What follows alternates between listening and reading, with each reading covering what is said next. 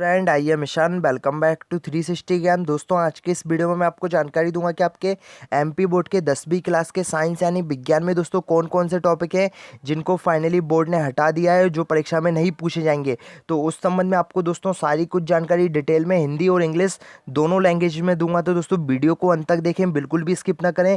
आप सभी से रिक्वेस्ट है, अगर आप चैनल पर नए हो तो चैनल को सब्सक्राइब जरूर कर दीजिए एंड बेल आइकॉन पर क्लिक करना ना भूलें, जिससे आपको मेरे लेटेस्ट नोटिफिकेशन मिल सकें। तो आप सभी स्टूडेंट को पहले एक बात बता देना चाहता हूं कि आप अपनी साइंस यानी विज्ञान की बुक को अपने पास रख लीजिए और उसमें आप टिक लगाते जाइए। दोस्तों, जैसे ही मैं आपको जो रिड्यूस टॉपिक है उनको बताऊंगा तो आप उसको टिक कर लीजिए अपने बुक में। तो आइए दोस्तों, आज की इस वीडियो को शुरू करते हैं। तो सबसे पहले दोस्तों मैं आपको चैप्टर्स के नाम बता देता हूँ कि कौन कौन से चैप्टर्स हैं जहाँ पे ऐसे टॉपिक कम किए गए हैं। तो यहाँ पर दोस्तों आपका रिड्यूस सिलेबस है और जो हिंदी मीडियम वालों की जो विज्ञान की बुक है दोस्तों वह बता रहा हूँ। तो यहाँ पर आप देख सकते हैं जो पहला चैप्टर है आपका मेटल एंड नॉन मेटल, मतलब धातु एवं अधातु, जो आपका हिंदी मीडियम वाले 41 पेज नंबर पर आपकी बुक में जो चैप्टर है उसमें से टॉपिक कम किए गए हैं। उसके बाद आपका कार्बन एंड इट्स कंपाउंड्स, तो उसमें मतलब आपका हिंदी मीडियम वाले स्टूडेंट देख सकते हैं कार्बन एवं उसके यौगिक, जो आपका 64 पेज नंबर पर चैप्टर है उसमें से कुछ टॉपिक हटाए गए हैं। उसके बाद यहाँ पर आपका control and coordination in animal and plants, मतलब आपका नियंत्रण एवं समन्वय। तो इस टॉपिक में से भी दोस्तों आपके जो फाइनली जो टॉपिक हैं सिलेबस इस चैप्टर्स में भी से दोस्तों आपके फाइनली सिलेबस कम किए गए हैं। उसके बाद यहाँ पर आपका जो अगला चैप्टर है हेरिडिटी एंड एवोल्यूशन, मतलब अनुवंशिकता एवं जैव विकास, तो इसमें से भी आपके कुछ टॉपिक कम किए गए हैं। दोस्तों यहाँ पर पेज नंबर देख सकते हैं, एक 156 पे है आपका चैप्टर से।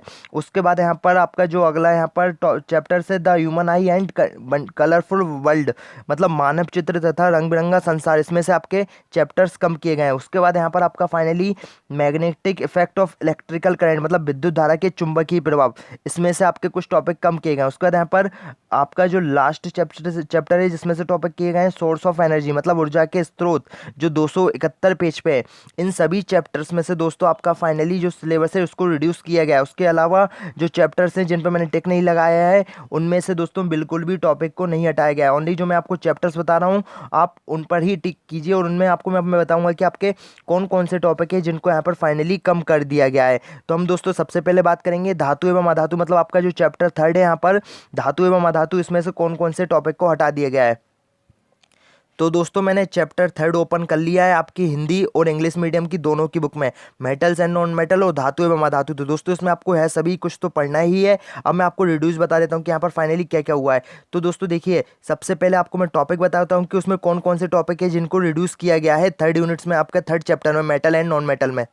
तो यहाँ पर दोस्तों आप देख सकते हैं आपका जो मेटल एंड नॉन मेटल है इसमें आपका basic metallurgic process, corrosion its prevention. तो दोस्तों है दो टॉपिक है जिनको फाइनली कम कर दिया गया है। आपको दोस्तों बुक में है टॉपिक कहाँ पर मिलेंगे, आइए उस संबंध में आपको बता देता हूँ। तो यहाँ पर दोस्तों आप देख सकते हैं फाइनली आपको यहाँ पर जो आपका धातुओं का निष्कर्ष है दोस्तों, यहाँ से लेकर आपका जो फाइनली आपके जो यहाँ तक का दोस्तों सारा कुछ है आपको नहीं पढ़ना है, मतलब आप इसको टिक कर लीजिए, आपको यहाँ पर कुछ भी नहीं पढ़ना है क्योंकि दोस्तों ये सारा कुछ मेट्रोलॉजिकल प्रोसेस में आ जाता है। तो आपको दोस्तों बिल्कुल भी इसको नहीं पढ़ना है। आप इंग्लिश मीडियम वाले स्टूडेंट भी देख सकते हैं आपका करोजन ऑफ मेटल्स, तो आपको दोस्तों है बिल्कुल कुछ यहाँ पर ये टॉपिक नहीं पढ़ना है। इसके रिलेटेड क्वेश्चन आपसे आपकी जो परीक्षा होगी बोर्ड परीक्षा उसमें नहीं पूछे जाएंगे। और आपका दोस्तों जो एक और टॉपिक है उसको और कम किया गया है, जो आपका दोस्तों करोजन, मतलब आपका संसरण, आप हिंदी मीडियम वाले स्टूडेंट देख सकते हैं दोस्तों, आप इस टॉपिक को टिक कर लीजिए, है परीक्षा में इसके जो रिलेटेड क्वेश्चन है दोस्तों नहीं पूछे जाएंगे। और इसके दोस्तों जो प्रिवेंशन ऑफ करोजन है इसका भी यहाँ पर कुछ यहाँ पर परीक्षा में नहीं पूछा जाएगा। आप हिंदी मीडियम वाले स्टूडेंट भी देख सकते हैं संचरण से सुरक्षा। तो दोस्तों आपको है सारे टॉपिक, आपको आपका जो थर्ड चैप्टर है मेटल एंड नॉन मेटल उसमें आपको नहीं पढ़ना है, तो आप यहाँ पर टिक कर लीजिए। तो दोस्तों आपको मैंने बता दिया कि आपके प्रिवेंशन ऑफ करोजन नहीं पढ़ना है, करोजन नहीं पढ़ना है, और आपका जो धातु की प्राप्ति है मतलब ऑकरेजन ऑफ मेटल, तो आपको दोस्तों है कुछ भी नहीं पढ़ना है। उसके बाद हम बात करते हैं आपका जो नेक्स्ट चैप्टर है चैप्टर 4 यानी कार्बन एंड इस कंपाउंड्स, तो उसमें कौन कौन से टॉपिक को कम किया गया है। तो आइए दोस्तों हम उसमें देख लेते हैं कि कौन कौन से टॉपिक है जिनको फाइनली कम कर लिया गया है। तो दोस्तों देखिए आपका जो चैप्टर 4 है कार्बन एंड इस कंपाउंड्स, तो इसमें काफ़ी सारे टॉपिक हैं आपके। Carbon compounds containing function group, halogen, alcohol, ketone, alkyne, alkynes, difference between saturated hydrosaturate carbon and unsaturated carbons, chemical properties of carbon compounds, composition, oxidation, addition and substraction reactions, ethyl alcohol acid, only property and uses, मतलब दोस्तों आपका जो ethyl और एथलोनिक acid है दोस्तों, इसमें only आपकी जो प्रॉपर्टीज एंड यूजेस हैं दोस्तों आपको वह नहीं पढ़ना है। उसके बाद आपका सॉफ्ट एंड डिटर्जेंट। तो दोस्तों ये सारे कुछ टॉपिक कम किए गए हैं। आपको मैं बुक में ओपन करके बता देता हूँ कि यह टॉपिक आपको बुक में कहाँ पर मिलेंगे। तो हम आपको चैप्टर 4 पर लेके चलते हैं। तो यहाँ पर दोस्तों आपका देख सकते हैं जो चैप्टर 4 है, इसमें आपके कार्बन एंड दिस कंपाउंड्स मैंने आपका ओपन कर रखा है। इसमें जो पहला टॉपिक है दोस्तों जो आपका फाइनली कम किया गया है आपका, देखिए आपको जैसे मैंने अभी बताया था रिड्यूस सिलेबस में, saturated and unsaturated carbon compounds, मतलब आपका दोस्तों जो संतृप्त एवं असंतृप्त कार्बन। हिंदी मीडियम वाले स्टूडेंट देख सकते हैं दोस्तों आपको यह टॉपिक नहीं पढ़ना है। इंग्लिश मीडियम वाले स्टूडेंट दोस्तों देख सकते हैं आपका फाइनली 63 पेज पे इंग्लिश की बुक में और 69 पेज नंबर पे हिंदी की बुक में। उसके बाद दोस्तों आपको इस टॉपिक को नहीं पढ़ना है। उसके बाद यहाँ पर आपके फाइनली आते हैं, आपको दोस्तों है वाला टॉपिक भी नहीं पढ़ना है, जैसे आपके कार्बन यौगिक की नाम पद्धति, तो आपको इस टॉपिक को भी नहीं पढ़ना है। इसके आगे के जो भी इससे रिलेटेड क्वेश्चन है दोस्तों आपको है कुछ नहीं पढ़ना है।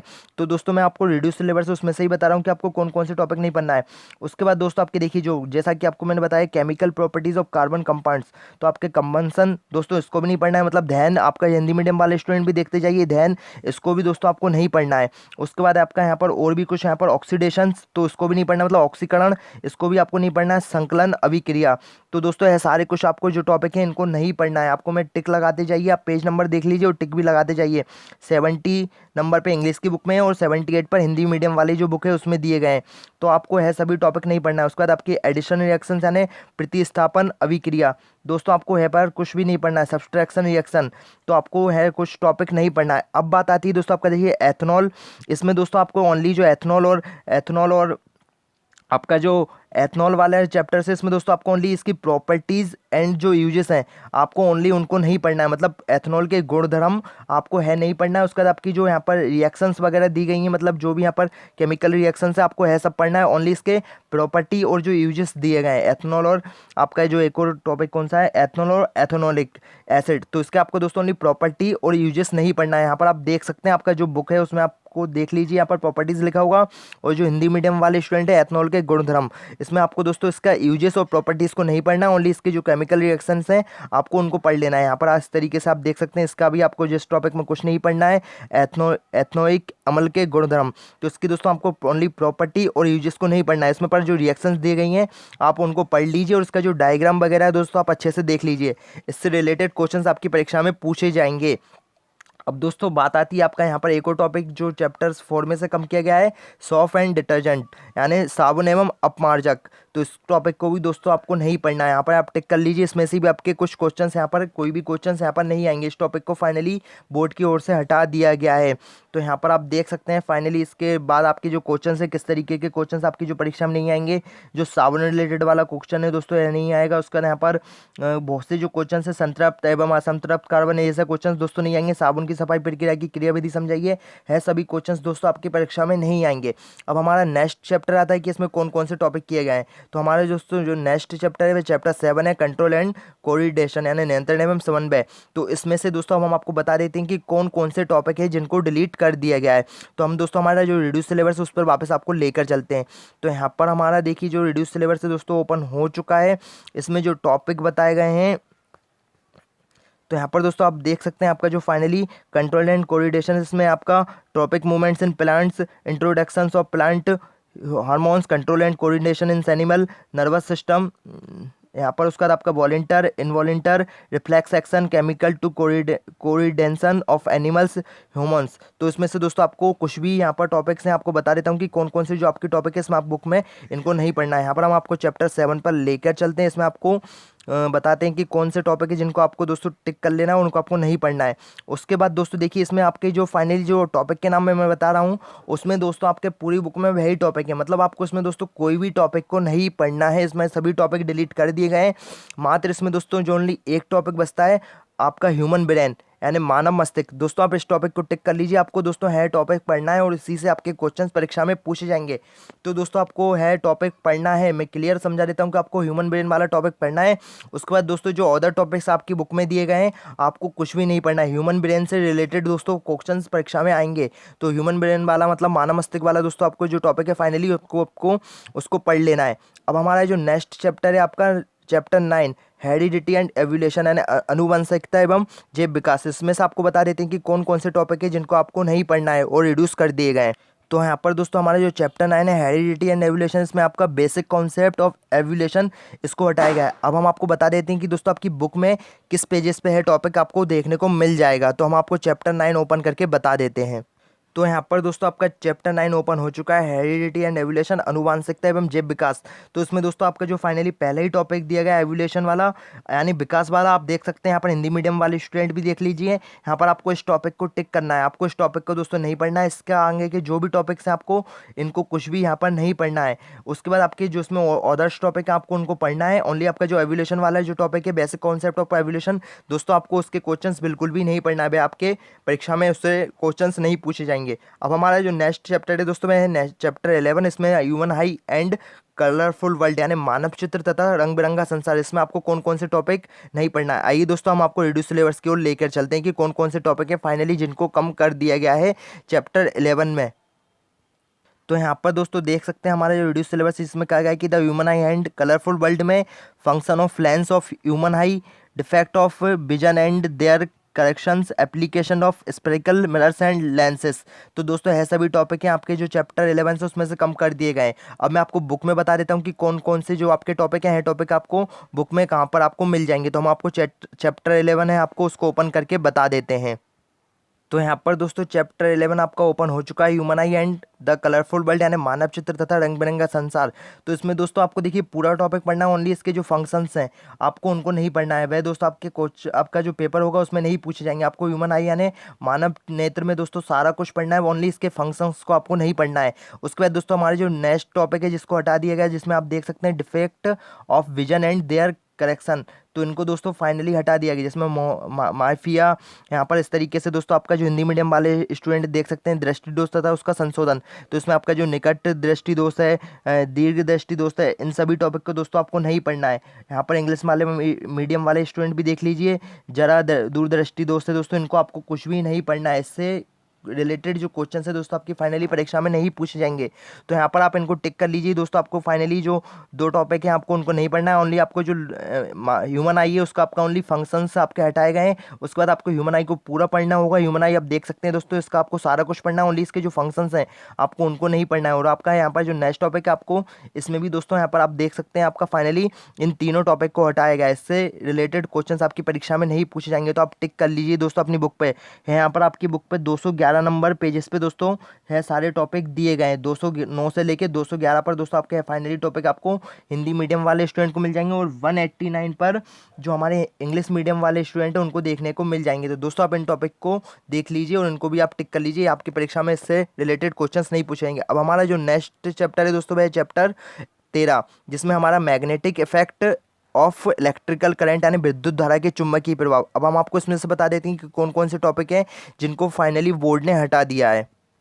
तो यहाँ पर दोस्तों आप देख सकते हैं magnetic effect of electric current में electrical generate, direct current, alternative current, frequency to AC, advantage of AC DC over DC, domestic electrical current. तो दोस्तों है सभी टॉपिक है जिनको हटा दिया गया है चैप्टर 13 में से, मतलब विद्युत धारा के चुंबकीय प्रभाव में से। अब मैं आपको दोस्तों बुक में बता देता हूँ कि है बुक में आपको चैप्टर्स कहाँ पर मिल जाएंगे।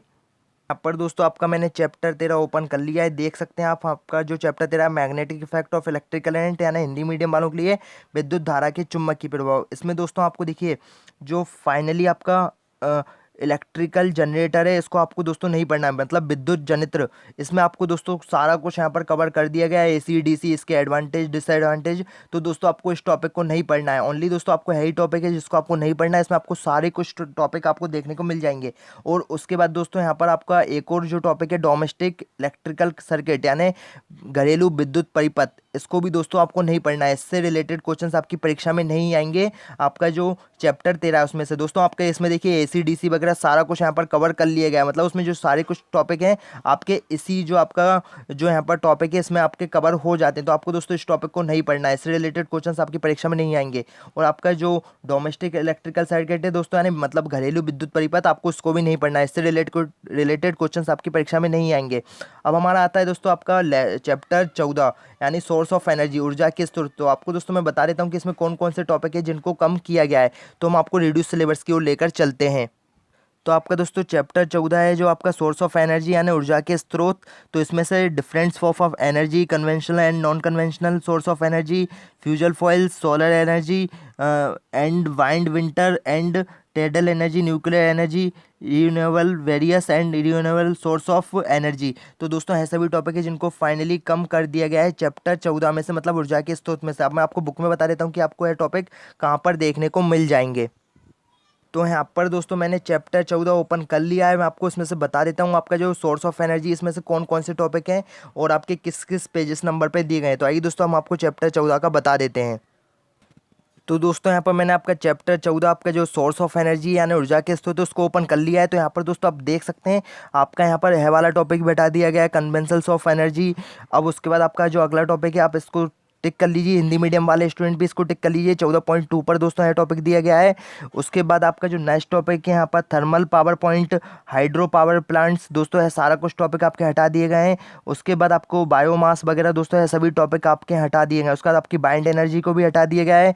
उसके बाद आपका यहाँ पर आता है जो next alternative and non conventional source of energy, इस टॉपिक को भी हटा दिया गया है। उसके बाद आपका यहाँ पर सोलर एनर्जी, इसको भी हटा दिया गया है। उसके बाद दोस्तों आपका जो नेक्स्ट टॉपिक आता है आपका वेव एनर्जी, और जो आपके जो दोनों टॉपिक है दोस्तों इनको फाइनली हटा दिया गया है। उसके बाद हमारा जो नेक्स्ट टॉपिक है आपका ओशन थर्मल एनर्जी, तो इसको भी दोस्तों यहाँ पर हटा दिया गया है। उसका आपका जियो थर्मल एनर्जी, न्यूक्लियर एनर्जी, इस टॉपिक को भी हटा दिया गया है। उसके बाद दोस्तों आपका जो नेक्स्ट टॉपिक है इन्वायरमेंटल सीक्वेंस, तो दोस्तों है टॉपिक ओनली नहीं हटाया गया है। तो इससे रिलेटेड क्वेश्चंस आपकी परीक्षा में पूछे जाएंगे। मतलब दोस्तों आपको ओनली यहाँ पर 14.4 पे आपका जो टॉपिक है आपको उसको ओनली उसी टॉपिक को पढ़ना है। और यहाँ पर दोस्तों आपका जो एक और टॉपिक है जिसको आपको पढ़ना है जियो थर्मल एनर्जी, इस टॉपिक को भी दोस्तों आपको पढ़ना है। मतलब ओनली आपको दो टॉपिक है, आपको जियो थर्मल एनर्जी और आपका जो एक और टॉपिक है आपका कौन सा इन्वायरमेंटल सीक्वेंस। तो आपको दोस्तों ओनली है दो टॉपिक आपको चैप्टर 14 में से पढ़ना है। उसके बाद आपके जो सारे कुछ टॉपिक्स हैं उनको हटा दिए गए। तो दोस्तों आप दोनों टॉपिक को टिक कर लीजिए और दोनों टॉपिक के जो रिलेटेड क्वेश्चन है आप अच्छे से पढ़ लीजिए। तो दोस्तों मैंने आपको फाइनली सारा कुछ बता दिया। आपके जो सारे कुछ यहाँ पर जो साइंस में आपके जो 6 से 7 चैप्टर्स में टॉपिक कम किए गए हैं आपको मैंने बता दिए, तो आप अपनी बुक में टिक कर लीजिए। अब दोस्तों आपको देखिए जो भी डाउट्स आते हैं, जो भी समस्या आती है, आप मेरे को इंस्टाग्राम पर मैसेज कर सकते हैं। इंस्टाग्राम की लिंक मैंने डिस्क्रिप्शन में दे दी है। और आप हमारा टेलीग्राम को पर फॉलो करना ना भूलें, क्योंकि दोस्तों वहाँ पर मैं आपको लेटेस्ट अपडेट देता रहता हूँ। तो आप हमारा जो टेलीग्राम ग्रुप है उसकी लिंक भी डिस्क्रिप्शन में दी है, आप वहाँ से जाकर ज्वाइन कर सकते हैं। तो फिलहाल दोस्तों आज की इस वीडियो में इतनी ही कुछ जानकारी थी। आई होप दोस्तों आपको मेरी यह जानकारी पसंद आई है। जानकारी पसंद आई है वीडियो को लाइक कर दें, शेयर कर दें और चैनल पर नए हैं तो चैनल को सब्सक्राइब कर दें। जय हिंद, जय भारत।